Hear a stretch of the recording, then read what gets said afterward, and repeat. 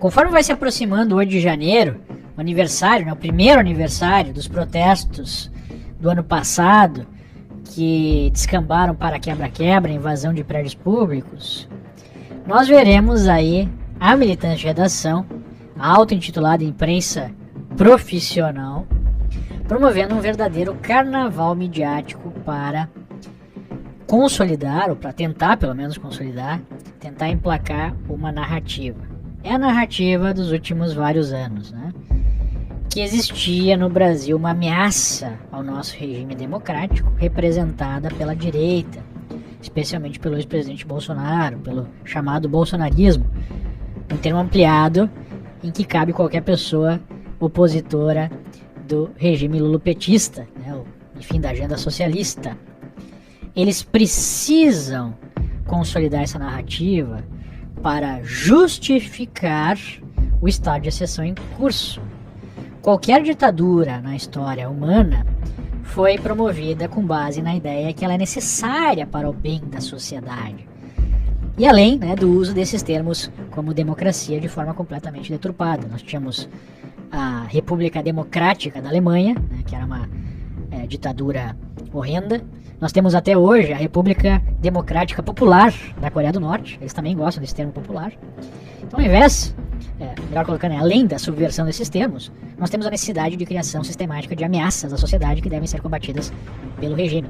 Por isso que todo ditador arranja uma guerra, né, para justificar o apoio interno, é o que o ditador Maduro, amigão do Lula, está fazendo na Venezuela, e é por isso que se criam ameaças. Se você quiser entender isso de forma mais profunda, não deixe de ler o livro 1984 de George Orwell, em que ele apresenta esse subterfúgio através de um opositor chamado aí Emmanuel Goldstein. O Emmanuel Goldstein, então, era apresentado nas telas, nas praças públicas, as pessoas iam xingar, iam odiar ele, e ele estava sempre, né, ali nas sombras, tramando a derrubada do regime. E é por isso que existia toda a repressão, e isso justificaria, então, a censura, a perseguição, torturas, prisão e até mesmo mortes promovidas pelo regime. E é exatamente o mesmo roteiro que nós estamos observando no Brasil. Essa narrativa, além de tudo, é uma narrativa que inverte a própria realidade. Se não vejamos, quem é que tem um plano totalitário de poder desde sempre? É a esquerda brasileira ou é a direita brasileira? É a esquerda, né, que vê aí como um modelo regimes como o regime cubano, que apoia sistematicamente regimes como o venezuelano, que criou um órgão chamado Foro de São Paulo, que tem como objetivo declarado recuperar na América Latina o que se perdeu no leste europeu. Ora, o que se perdeu no leste europeu? Uma ditadura socialista. Então o fato de eles não terem conseguido até hoje no Brasil implementar essa ditadura não significa que eles não querem fazer isso, porque a retórica, porque a lógica, né, as ideias estão aí. Eles defendem exatamente essas mesmas ideias. Não só isso, nós tivemos provas práticas. Nós tivemos o mensalão, que foi a compra do parlamento, basicamente a subversão da democracia. Nós tivemos escândalos de corrupção na Lava Jato, inclusive com dinheiro utilizado para manter ditaduras pelo continente, para financiar ditaduras pelo continente. E nós tivemos boa parte da elite, da oligarquia nacional presa na esteira das investigações desses escândalos. O que aconteceu foi que essa oligarquia se reorganizou, utilizou a figura do Lula, que tem, né, algum apoio popular, para criar essa narrativa da ameaça à democracia. Né? E aí, a partir dessa narrativa, tudo estaria justificado. Estaria justificado a criação de inquéritos legais, a censura, a perseguição à direita inteira, né? Estaria justificada a condenação de pessoas ao arrepio do devido processo legal, exílio, cancelamento de passaporte, e até mesmo morte. Já temos uma pessoa que morreu, um preso político que morreu na cadeia. Então, tudo isso é usado para justificar a descondenação de Lula, a descondenação de praticamente todos que foram pegos nesses escândalos, a parada da investigação de alguns poderosos, né? Quando chegou nesses poderosos, a coisa inverteu, e a colocada de Lula na presidência da República. Então, esse é o verdadeiro golpe, esse é o verdadeiro ataque à democracia. Mas obviamente que isso precisa ser modificado, essa narrativa precisa ser apresentada como uma defesa e não a destruição da própria democracia brasileira. É nesse contexto que nós temos que entender a campanha midiática como justificativa para esse estado de coisas. E hoje parece que foi dado início a esse processo com uma entrevista do ministro Moraes no jornal O Globo. O Globo, que é a emissora-chefe, né, do regime, é o principal órgão de propaganda do regime lulopetista, e não por acaso é o que já deu início ao processo, é o que deu destaque a uma entrevista com o ministro Moraes. Vejam, né, uma matéria super bem editada, imagens bem editadas, com uma declaração bombástica. Um dos planos era me prender e enforcar após o golpe.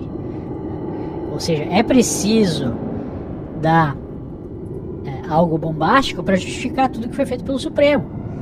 Nós tivemos no 8 de janeiro ainda perguntas não respondidas, não tivemos acesso às fitas lá do Ministério da Justiça.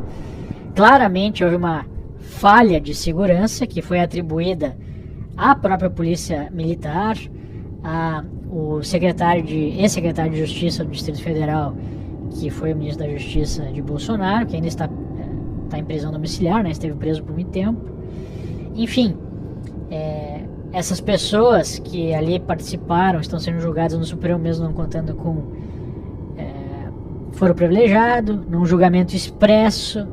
Nunca foi tão rápida a condenação de alguém, com claras dúvidas sobre o direito de defesa, né? Começando pelo fato de não ter acesso à dupla jurisdição, ao duplo julgamento.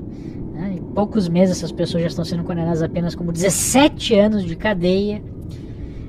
Pessoas que não estavam armadas, mas que então poderiam fazer um golpe como. Tudo isso é justificado agora por essa alegação bombástica, mas também não foram apresentadas provas. Da mesma maneira, né, que aquelas alegações sobre violência contra o ministro e a sua família no aeroporto de Roma, até agora, né, o público não viu essas imagens. Também não vimos essas provas do plano mirabolante aí. O ministro chegou a falar em enforcar na Praça dos Três Poderes, ser enforcado na Praça dos Três Poderes. Além, né, dessa dúvida em relação a essas alegações, é óbvio que se você pegar 2.000 pessoas, 3.000 pessoas,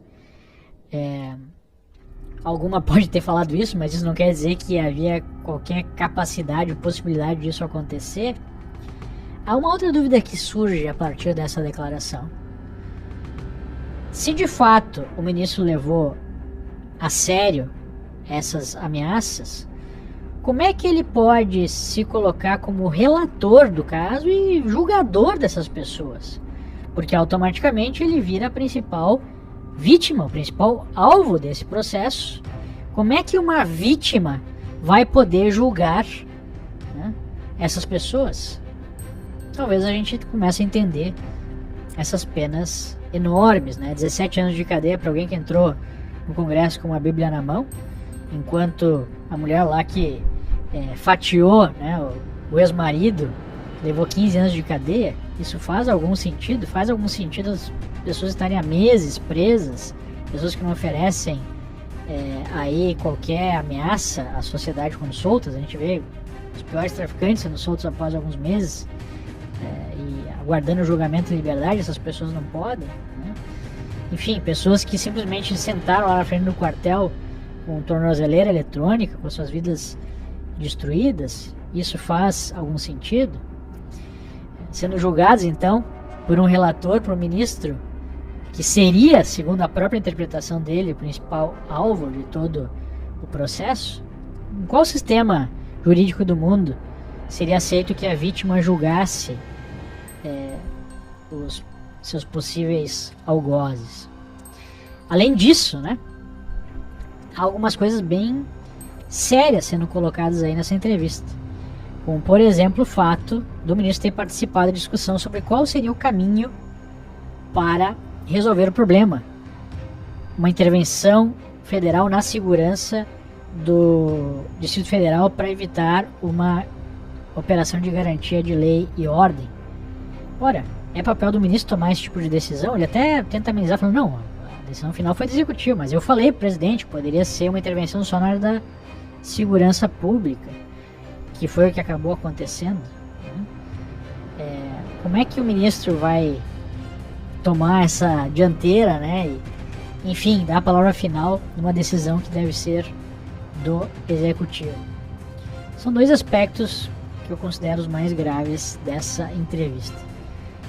E é notável que essa entrevista e essa declaração bombástica apareça um dia depois de ter explodido, ou 2 dias depois de ter explodido um escândalo relacionado aí à agência de marketing, agência de propaganda esquerdista, né, responsável aí por um dos perfis que lançou uma fake news e que gerou a morte de uma jovem e com uma ligação umbilical aí com a esquerda, inclusive com campanhas políticas promovidas, né? Por exemplo, uma campanha do próprio Tribunal Eleitoral para fazer jovens tirarem o seu título de eleitor.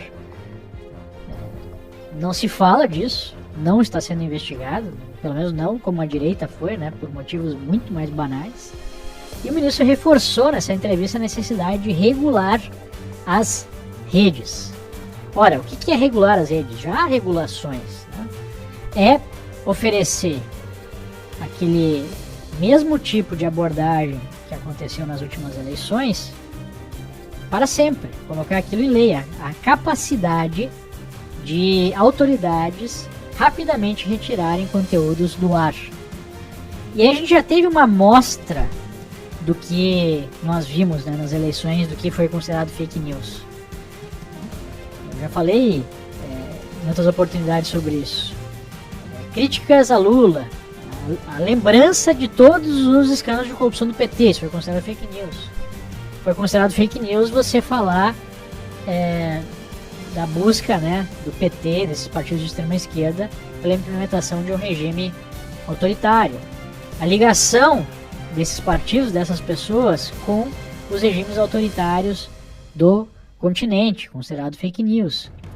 Enfim, a gente viu ao longo das eleições um lado podendo fazer praticamente tudo, né? Líderes esquerdistas mentindo e reconhecendo que mentiram agora em livros, como aconteceu com o próprio Janones, né, um dos líderes da milícia digital da esquerda, enquanto a direita teve suas mãos atadas. E não podemos esquecer que nas eleições metade, sei lá, dos influenciadores de direita já estavam censurados. Chegando ao ápice, né, de depois das eleições, um dos ministros do Supremo, inclusive atual presidente do tribunal, chegar ao ponto de falar que derrotamos, né, ele usou esse termo, nós derrotamos o bolsonarismo.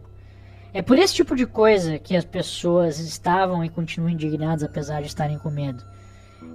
Sem nem entrar, né, em questão de urnas, porque virou um assunto proibido. Se você falar disso, você pode ir preso, o que já é por si só um sinal de um grave problema democrático, né? Mas só pela forma que a justiça tem tratado a esquerda e a direita, há uma percepção de que não há aí um equilíbrio. O juiz do jogo, ele não pode, obviamente, demonstrar preferência por um dos times. E esse é um dos grandes problemas que nós temos hoje no Brasil. De um lado, nós temos um campo político que pode tudo, não acontece nada, não é nem investigado. E do outro lado, a mera oposição, o fato de você ser do outro lado, já é considerado crime, né? E aí, esse pessoal ainda vem a público dizer que defende a democracia.